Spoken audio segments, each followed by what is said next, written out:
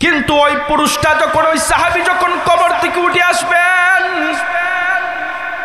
কে জানে একটা আওয়াজ করতেছে, হে আল্লাহর বান্দা, তুই এমন কি কাজ করলি, আমার আত্মীয় স্বজন, আমার পরিবার বর্গ আমাকে পবিত্র করে এই কবরের মধ্যে, এই গুরুস্থানের মধ্যে আমাকে দাফন করছে, তুমি আমাকে নাফাক করে চলে যাইতেছো। ও পাপিষ্ঠ বান্দা, কাল কিয়ামতের দিন আমাকে তো নাপাক করে মাহশরের ময়দানে উঠতে হবে। ও আল্লাহর বান্দা, তুমি আমাকে কেন নাপাক করে দিছো? এই আওয়াজটা তার কানের ভিতরে গেছে, কিন্তু গুনাহ তো হয়ে গেছে। এই আওয়াজটা যখন তার কানের ভিতরে চলে গেছে, তখন তার ভিতরে আল্লাহর ভয় ঢুকছে। আল্লাহু আকবার, জোরে বলেন, আরো জোরে বলেন আল্লাহু আকবার। ওই ভয় যখন তার ভিতরে চলে গেছে, এরপর থেকে সে কান্না আরম্ভ করছে, কান্না আরম্ভ করছে। হায় আফসোস, হায় আফসোস, আমি একটা কি করলাম, কি করলাম, আমি কাল কিয়ামতের দিন আল্লাহর সামনে কিভাবে দাঁড়াইবো? আমার মনে হয় এই দুনিয়ার মধ্যে আমি সবচাইতে নাফরমান, ঠিক কিনা বলেন? ইয়া রাসূলুল্লাহ, এই কারণে আমি কান্না করতেছি, জানি না আমার মালিক আমাকে মাফ করব কি করব না।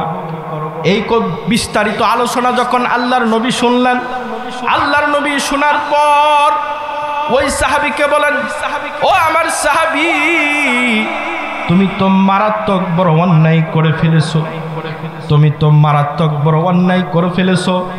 না না, এই গুনাহ মনে হয় আমার আল্লাহ মাফ করবে না, এই গুনাহ মনে হয় আমার আল্লাহ মাফ করবে না। দেখেন, ওই সাহাবীটা আল্লাহ রাসূলের দরবারে গেছে, কিন্তু আল্লাহ রাসূলও কোনো সমাধান দিতে পারে নাই। এখন এই দুনিয়ার মধ্যে সবচাইতে দামি মানুষ, সম্মানী মানুষ তখন ছিল আল্লাহ রাসূল, ঠিক কিনা বলে? আল্লাহ রাসূলই সমাধান দিতে পারে নাই, তখন ওই লোকটা কার কাছে যাবে? ওই লোকটা পেরেশান হয়ে গেছে, ওই সাহাবীটা পেরেশান হয়ে গেছে। ওই সাহাবীটা এত পেরেশান হয়ে গেছে, এত কান্না করতেছে, দৌড়ায়া মদিনার মধ্যে সবচাইতে উঁচু পাহাড়, ওই পাহাড়ের একেবারে উপরের চূড়ার মধ্যে উঠে গেছে, গিয়া কান্না করতেছে আর আল্লাহকে ডাকতেছে, আল্লাহ, ও আল্লাহ, ও আমার মালিক, আমি শয়তানের দুখায় পড়ে এত বড় গুনাহ করছি। আল্লাহ, আল্লাহর নবীর কাছে গেলাম, আল্লাহর নবীও আমাকে কোনো সমাধান দিতে পারে নাই। ও আল্লাহ, এই দুনিয়ার মধ্যে আর কেউ নাই। ওই লোকটা এমন ভাবে কান্নাকাটি করতে, এমন ভাবে কান্নাকাটি করতেছে, খাওয়া দাওয়া সব কিছু ছেড়ে দিছে, শরীরটা কঙ্কাল হয়ে গেছে, আর শুধু কান্না, শুধু কান্না, শুধু কান্না, এমন ভাবে কান্নাকাটি করতেছে, এমন ভাবে কান্নাকাটি করতেছে। হায়, আমার মালিক আমাকে মাফ করবে কি করবে না, আমার মালিক আমাকে কি মাফ করবে কি করবে না, এই চিন্তা পেরেশানে ওই লোকটা ওই পাহাড়ের মধ্যে শুধু কান্না করে, কান্না করে, কান্না করে, আর মালিককে ডাক দিয়া বলে, আল্লাহ, আপনি যদি আমাকে মাফ না করেন, এই দুনিয়ার মধ্যে রাসূলের কাছে গেছি, রাসূলও আমাকে কোনো সমাধান করতে পারে নাই। ও আল্লাহ, তুমি তো আমাকে বানাইছো, তুমি তো আমার খালিক, তুমি তো আমার মালিক। ও আল্লাহ, তুমি যদি আমাকে মাফ না করো, আমি কার কাছে যাইব? ওই ব্যক্তিটা আল্লাহ তাআলার কাছে এমন ভাবে তওবা করছে, এমন ভাবে কান্নাকাটি করছে, এমন ভাবে আল্লাহ তাআলার কাছে দুটা হাত তুলে মাফ চাইছে, এমন ভাবে মাফ চাইছে, কান্নাকাটি করতে করতে 40 দিন হয়ে গেছে। 40 দিন পরে আল্লাহর নবীর কাছে জিবরাইল আলাইহিস সালাতু ওয়াস সালাম হাজির হয়ে গেছে। আল্লাহর রাসূলকে জিবরাইল 3টা প্রশ্ন করছে। কয়টা প্রশ্ন? 3টা প্রশ্ন করছে। জিব্রাইল আলাইহিস সালাতু ওয়াস সালাম আল্লাহ রাসূলকে বলেন, ইয়া রাসূলুল্লাহ, ইয়া হাবিবাল্লাহ, আমি আপনাকে কয়েকটা প্রশ্ন করব, ওই প্রশ্নগুলোর উত্তর আপনি দিবেন। এক নম্বর প্রশ্ন, ইয়া রাসূলুল্লাহ, বলেন এই দুনিয়ার সমস্ত মানুষকে কে বানাইছেন? আল্লাহ রাসূল বলেন, এই দুনিয়ার সমস্ত মানুষকে কে বানাইছেন? আরো জোরে বলেন, কে বানাইছেন? আরো জোরে বলেন, কে বানাইছেন? আল্লাহ। আল্লাহ রাসূল উত্তর দিয়া দিবেন, আল্লাহ। জিব্রাইল আলাইহিস সালাতু ওয়াস সালাম 2 নম্বরে আবার প্রশ্ন করলেন, ইয়া রাসূলুল্লাহ, এই দুনিয়ার সমস্ত মানুষের রিজিক দাতাকে? আল্লাহ। জোরে বলেন, কে? 3 নম্বর প্রশ্ন করেন, ইয়া রাসূলুল্লাহ, এই দুনিয়ার কোন মানুষ যদি কোনো ভুল করে, গুনাহ করে, ওই গুনাহকে মাফ করার মালিক কে? আরো জোরে বলেন, কে? ইয়া রাসূলুল্লাহ, আপনার কাছে 40 দিন আগে একজন সাহাবী আসছিল, একটা মৃত মহিলার সাথে জিনা করছিল। এত বড় পাপী, এত বড় পাপী, আপনার দরবারে আসছেন, কোনো সমাধান পাই নাই। ওই সাহাবীটা মদিনার সবচাইতে বড় পাহাড়ে ওইটা গেছে। যাওয়ার পরে আল্লাহ তাআলার কাছে এমন ভাবে কান্নাকাটি করছে, এমন ভাবে কান্নাকাটি করছে, এমন ভাবে তওবা করছে, আল্লাহ তাআলা তার জিন্দেগীর গুনাহ খাতা মাফ করে দিয়েছেন। সুবহানাল্লাহ। বুঝেন, আল্লাহ পাক রব্বুল আলামিন আমাদেরকে আদম হিসাবে বাবা আদমের গড়ে আমাদেরকে ঔরসজাত বানায়া দুনিয়ার মধ্যে আগমন করাইছেন।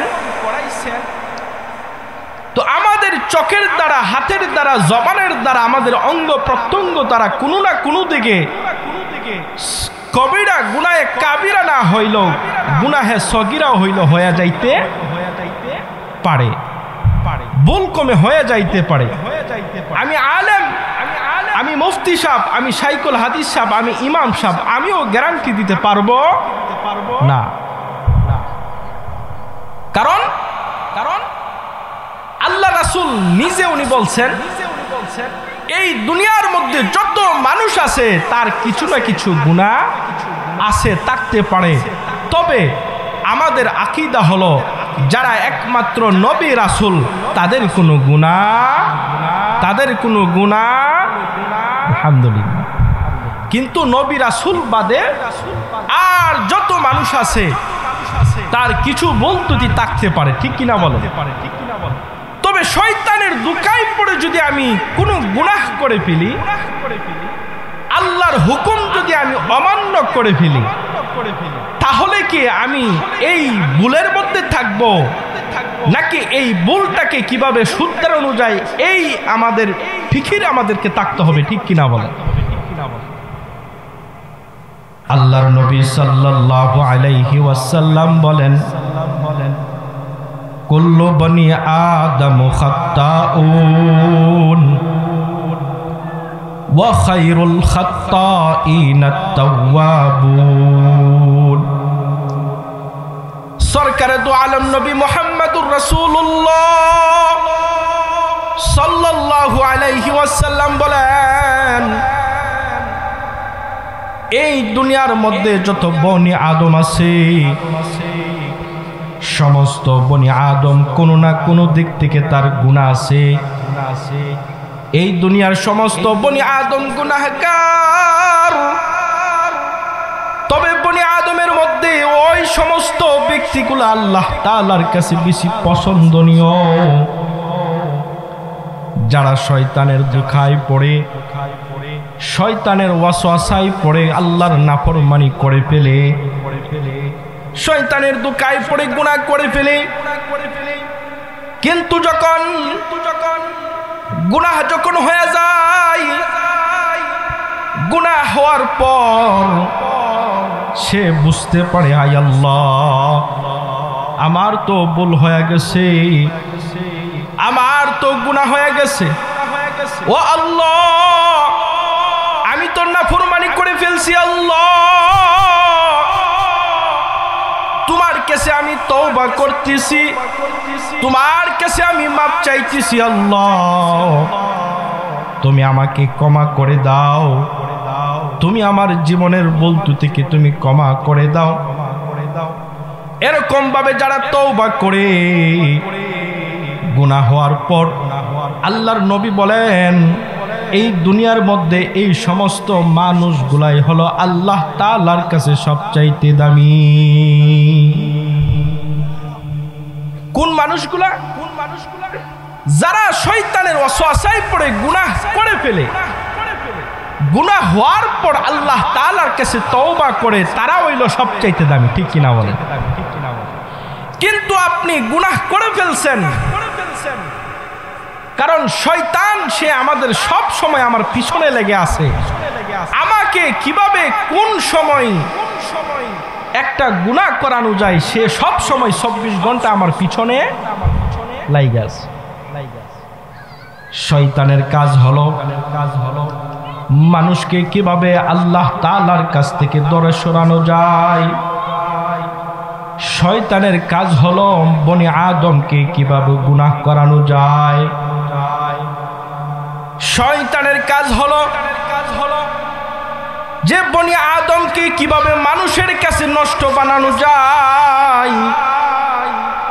কিন্তু ওই বনি আদম গুনাহ করার পর সে যখন আল্লাহ তাআলার কাছে তওবা করে, আল্লাহ তাআলার কাছে সারেন্ডার করে, আল্লাহ, ও আল্লাহ,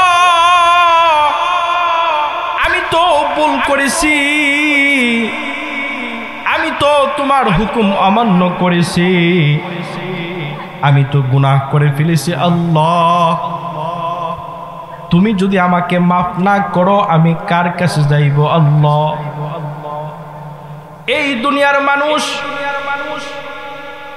কোন মা যদি তার সন্তান যদি তার মার সাথে বেয়াদবি করে, ওই মাটাও এক সময় সন্তানকে ত্যায্য পুত্র করে দেয়। কোন সন্তান যদি বাবার সাথে বেয়াদবি করে, ওই বাবাটাও তার সন্তানকে এক সময় ঘর থেকে বাহির করে দেয়। ঠিক কিনা বলেন? তার ভাই যদি তার ভাইয়ের সাথে বেয়াদবি করে, ওই ভাই তার এক সময় তার ভাইটাকে ঘর থেকে বাহির করে দেয়। কিন্তু দুনিয়ার সমস্ত মানুষ যদি একজন আরেকজনকে ঘৃণা করে, মা যদি তার সন্তানকে ঘৃণা করে, বাবা যদি তার সন্তানকে ঘৃণা করে, বাবা যদি তার সন্তানকে ঘর থেকে বাহির করে দেয়, মা যদি তার সন্তানকে বাহির করে দেয়, কিন্তু আমার মালিক আল্লাহ, যে মালিক আপনাকে আমাকে বানাইছেন, যে মালিক আপনাকে আমাকে সৃষ্টি করছেন, দুনিয়ার সমস্ত মানুষ যদি আপনাকে ঘৃণা করে, কিন্তু আমার আল্লাহ ঘৃণা করবে না। ঠিক কিনা বলেন? কারণ দুনিয়ার মা বাবার চাইতে আমার মালিকের মহব্বত আপনার প্রতি বেশি। ঠিক কিনা বলেন? এই জন্য ভাই, মদিনার মধ্যে এক আল্লাহর বান্দা এত বড় গুনাহ করছে, এত বড় গুনাহ করছে, ওই ব্যক্তিটা হচ্ছে একটা কাফন চোর। হযরত ওমর রাদিয়াল্লাহু তাআলা আনহু আল্লাহর নবীর কাছে যাইবেন, পথিমধ্যে রওনা করছেন। রাস্তার মধ্যে যখন উনি গেলেন, যাওয়ার পরে একজন সাহাবীর সাথে উনার সাক্ষাৎ হয়েছে। উনি কান্না করতেছেন। হযরত ওমর ফারুক ওই সাহাবীকে জিজ্ঞাসা করেন, ভাই আপনি কেন কান্না করেন? কি হয়েছে আপনার? আপনি এত কান্না করেন, কি হয়েছেন আমাকে খুলে বলুন। ওমর ফারুক ওই ব্যক্তিকে জিজ্ঞাসা করে, ওই ব্যক্তি আরো জোরে জোরে কান্না করে। আল্লাহু আকবার জোরে বলেন, আরো জোরে বলেন আল্লাহু আকবার। কোনো কিছু বলে না, শুধু কান্না করতেছে। চোখ দিয়া টপ টপ করে পানির বাহির হইতেছে, কিন্তু কোনো কিছু বলে নাই। উমর ফারুক রাদিয়াল্লাহু তাআলা আনহু ওই সাহাবেকে সাথে নিয়ে আল্লাহর রাসূলের দরবারে গিয়ে হাজির হয়ে গেছেন। আল্লাহ রাসূলের দরবারে হাজির হয়ে উমর ফারুক রাদিয়াল্লাহু তাআলা আনহু আল্লাহর রাসূলকে জিজ্ঞাসা করেন, ইয়া রাসূলুল্লাহ, ইয়া হাবিবাল্লাহ, আমি যখন আপনার দরবারে আসার নিয়ত করেছি, পথিমধ্যে আমার এই সাহাবী ভাই সে কান্না করতেছে। কেন কান্না করতেছে? কোনো কিছু বলে না, শুধু কান্না করে কান্না করে, এত জোরে হাউ মাউ করে কান্না করে, যে কান্নাটা অস্বাভাবিক কান্না, কোনো মানুষ এরকম ভাবে কান্না করে না। কিন্তু কোন কারণে উনি কান্না করে আমার কাছে বলে নাই। ইয়া রাসূলুল্লাহ, আপনি ওই সাহাবীকে জিজ্ঞাসা করেন কোন কারণে উনি এত জোরে কান্না করতেছে। আল্লাহ রাসূলের সামনে ওই সাহাবীকে নেওয়া হলো। ওই সাহাবী আল্লাহ রাসূলের দরবারে যখন গেলেন, তখনও কান্না করতেছে। আল্লাহর নবী ওই সাহাবীকে জিজ্ঞাসা করেন, হে ভাই, তোমার কি হয়েছে? তুমি এত কান্না করতেছো, তুমি কি শিরিক করেছো? বলে না। ইয়া রাসূলুল্লাহ, আমি তো শিরিক করি নাই। তাহলে তুমি কি কোনো মানুষকে হত্যা করেছো? ওই ব্যক্তি বলেন, না ইয়া রাসূলুল্লাহ, আমি কোনো মানুষকেও হত্যাও করি নাই। তাহলে তুমি কেন কান্না করতেছো? ওই সাহাবী বলেন, ইয়া রাসূলুল্লাহ, আমার তো বিরাট বড় আমি একটা গুনাহ করে ফেলেছি, যে গুনাহ আমার আল্লাহ মাফ করবেনি। এই চিন্তা পেরেশানির মাধ্যমে কারণে আমি কান্না করতেছি ইয়া রাসূলুল্লাহ। ওই সাহাবী যখন আল্লাহ রাসূলকে বলেন যে আমি বিরাট বড় একটা গুনাহের কারণে আমি কান্না করতেছি, আল্লাহর নবী বলেন, কেমন বড় গুনাহ? তোমার গুনাহটা কি আল্লাহর আরশের চাইতেও বড় হয়ে যাবে? ওই সাহাবী বলেন, ইয়া রাসূলুল্লাহ, আমার মনে হয় আমার গুনাহটা আল্লাহর আরশের চাইতেও বড় হয়ে যাবে। কি বলো? আল্লাহ রাসূল আবার জিজ্ঞাসা বলেন, ও আমার সাহাবী, তোমার গুনাহটা কি আরশে কুরসির চাইতেও বড় হয়ে যাবে? ওই সাহাবী বলেন, ইয়া রাসূলুল্লাহ, আমার গুনাহটা মনে হয় আরশের চাইতেও আরো বড় হয়ে যাবে। আল্লাহু আকবার, জোরে বলেন, আরো জোরে বলেন আল্লাহু আকবার। কিন্তু শুধু কান্না করে কোনো কিছু কথা বলে না। আল্লাহ রাসূল বারবার জিজ্ঞাসা করার পরে উনি কোনো কথা বলে না। অনেক সময় জিজ্ঞাসা করার পর এরপরে বলেন, ইয়া রাসূলুল্লাহ, ইয়া হাবিবাল্লাহ, আমি মদিনার মধ্যে একজন গরিব সাহাবী। প্রত্যেকটা মানুষের বিভিন্ন একটা পেশা আছে। কেউ ব্যবসা করে, কেউ বাজারে ব্যবসা করে, কেউ কৃষিকাজ করে, কেউ চাকরি করে। ঠিক কিনা বলেন? প্রত্যেকটা মানুষের বিভিন্ন একটা পেশা আছে, একটা কাজ আছে। ইয়া রাসূলুল্লাহ, আমার একটা পেশা হলো, আমি গরিব সাহাবী। এই মদিনার মধ্যে যখন কোনো মানুষ মারা যায়, কোনো মানুষকে যখন মারা যায় আর ওই মানুষটাকে যখন কবরের মধ্যে দাফন করে আসে, আমার দায়িত্ব হলো, আমার কাজ হলো, ওই কবর থেকে কাফনটা খুলে আমি বাজারে বিক্রি করি। এই কাফনের টাকা দিয়ে আমার পরিবারটাকে আমি চালাই। আল্লাহু আকবার, জোরে বলেন। এটা হইলো আমার কাজ। তাহলে এই কাজ হলে তুমি এত কান্না করতেছো, করো, কান্না করার কারণ কি? ওই সাহাবী বলেন, ইয়া রাসূলুল্লাহ, এই বলে আমার শেষ নয়। আমি যখন একদিন মদিনার মধ্যে একটা সুন্দরী একটা মহিলা মারা যায়, সুন্দর একটা যুবক মহিলা দুনিয়া থেকে বিদায় হয়ে যায়, দিনের বেলা তাকে দাফন করা হয়। আমার যে প্রতিদিনের দায়িত্ব হলো, কাজ হলো, কোনো মানুষ যখন মারা যায় ওই মৃত ব্যক্তির শরীর থেকে কাপড়টা খুলে আমি পরিষ্কার করে বাজারে বিক্রি করি।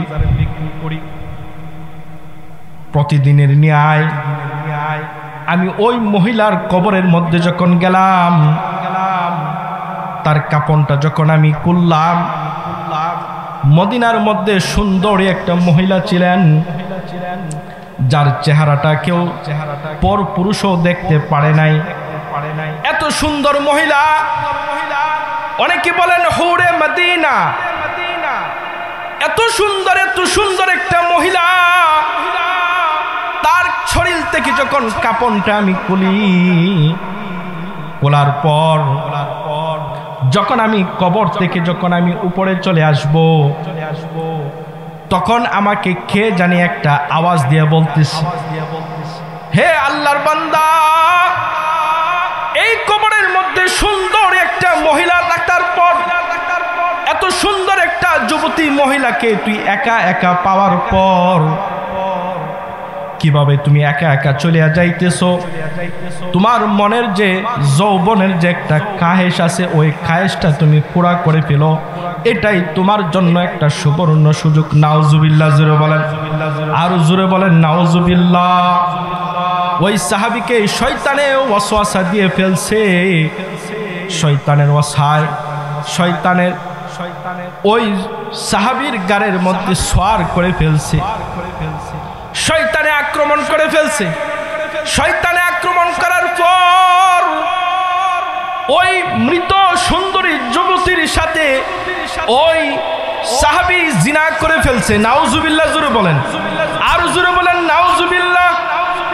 একটা পর পুরুষ একটা পর নারীর সাথে জিনা, জীবিত নারীর সাথে জিনা করা হারাম, ঠিক কিনা বলেন? এরপরে আবার একটা মৃত মহিলার সাথে জিনা করা, এটা আরো জঘন্য হারাম, ঠিক কিনা বলেন?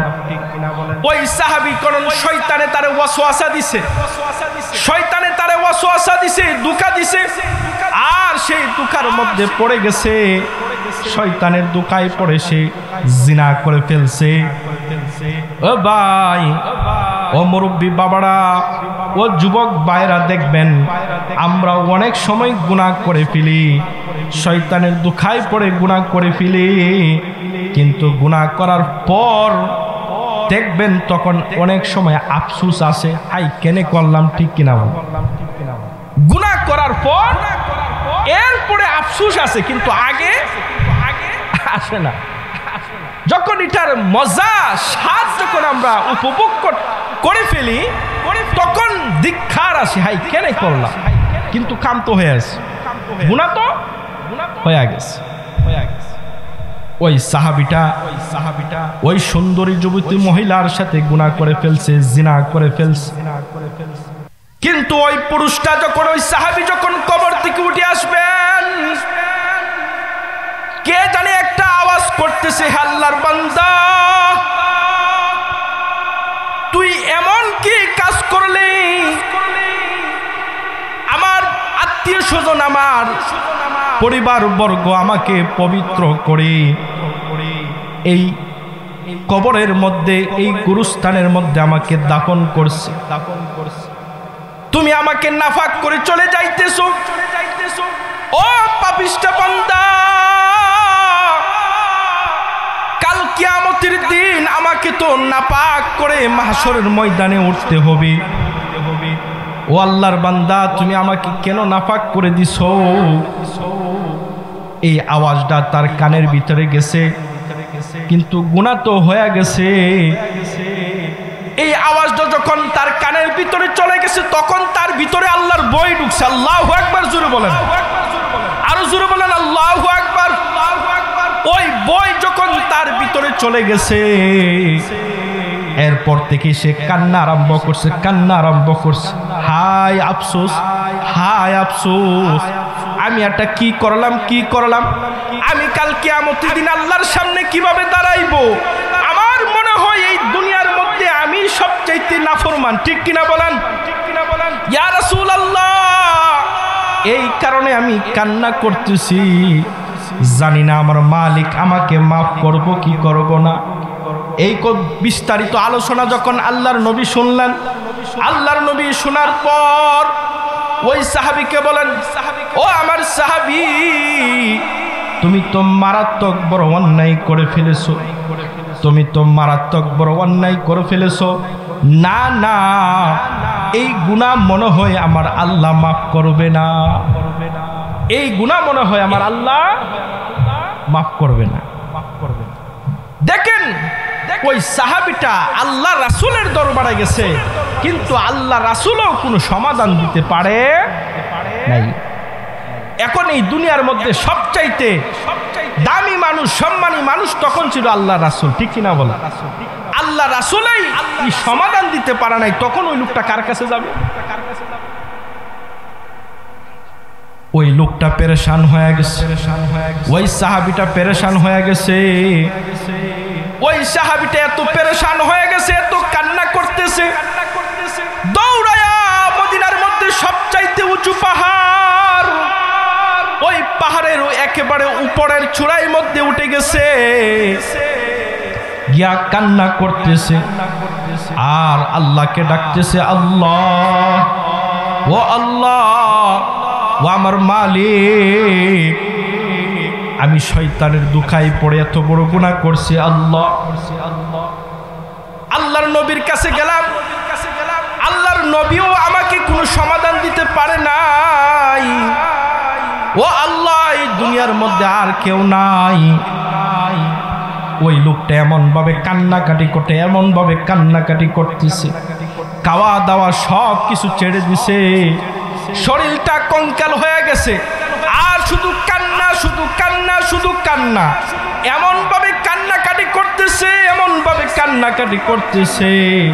হায়, আমার মালিক আমাকে মাফ করবে কি করবে না, আমার মালিক আমাকে কি মাফ করবে কি করবে না, এই চিন্তা পেরেশানে ওই লোকটা ওই পাহাড়ের মধ্যে শুধু কান্না করে কান্না করে কান্না করে আর মালিককে ডাক দিয়া বলে, আল্লাহ, আপনি যদি আমাকে মাফ না করেন, এই দুনিয়ার মধ্যে রাসূলের কাছে গেছি, রাসূলও আমাকে কোনো সমাধান করতে পারে নাই। ও আল্লাহ, তুমি তো আমাকে বানাইছো, তুমি তো আমার খালিক, তুমি তো আমার মালিক। ও আল্লাহ, তুমি যদি আমাকে মাফ না করো, আমি কার কাছে যাইব?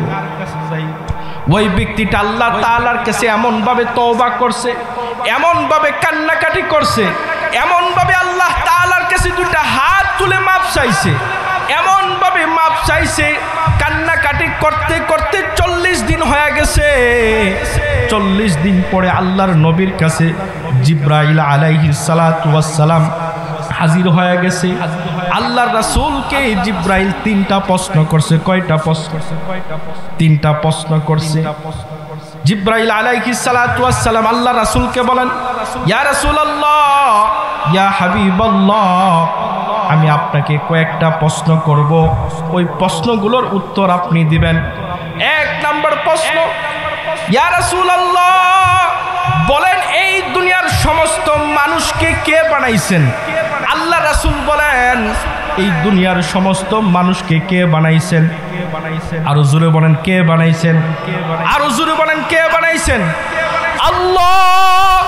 আল্লাহ রাসূল উত্তর দিয়া দিবেন, আল্লাহ। জিবরাইল আলাইহিস সালাতু ওয়াস সালাম 2 নম্বরে আবার প্রশ্ন করলেন, ইয়া রাসূলুল্লাহ, এই দুনিয়ার সমস্ত মানুষের রিজিক দাতাকে? আল্লাহ। জোরে বলেন, কে? 3য় নম্বর প্রশ্ন করেন, ইয়া রাসূলুল্লাহ, এই দুনিয়ার কোন মানুষ যদি কোনো ভুল করে, গুনাহ করে, ওই গুনাহকে মাফ করার মালিক কে? আর জোরে বলেন, কে? ইয়া রাসূলুল্লাহ, আপনার কাছে 40 দিন আগে একজন সাহাবী আসছিল, একটা মৃত মহিলার সাথে জিনা করছিল। এত বড় পাপী, এত বড় পাপী, আপনার দরবারে আসছেন, কোনো সমাধান পাই নাই।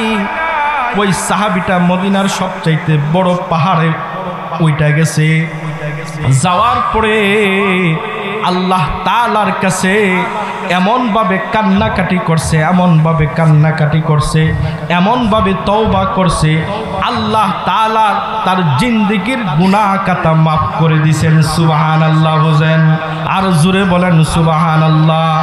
ইয়া ইলাহি তো মেরা গফফার হাই, या इलाही तू मेरा सत्तर है, या इलाही तू मेरा जब्बर है, या इलाही तू मेरा रज्जाक है। ठीक কিনা বলেন?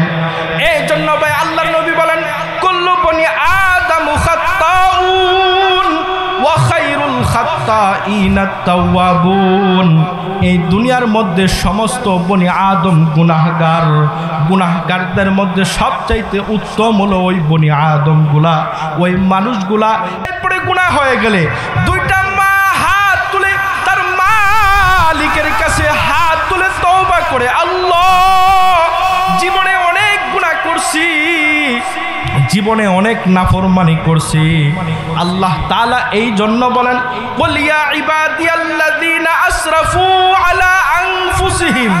আল্লাহ তাআলা কত সুন্দর করে বান্দাদেরকে ডাক দিয়া বলেন, ও আমার বান্দারা, তোমরা যারা তোমাদের নফসের উপর জুলুম করেছো, তোমরা যারা অন্যায় করেছো, আমার নাফরমানি করেছো, আমি তোমাদেরকে নিষেধ করেছি মদ খায়ও না, তোমরা মদ খায়া নিজের নফসের উপর জুলুম করেছো।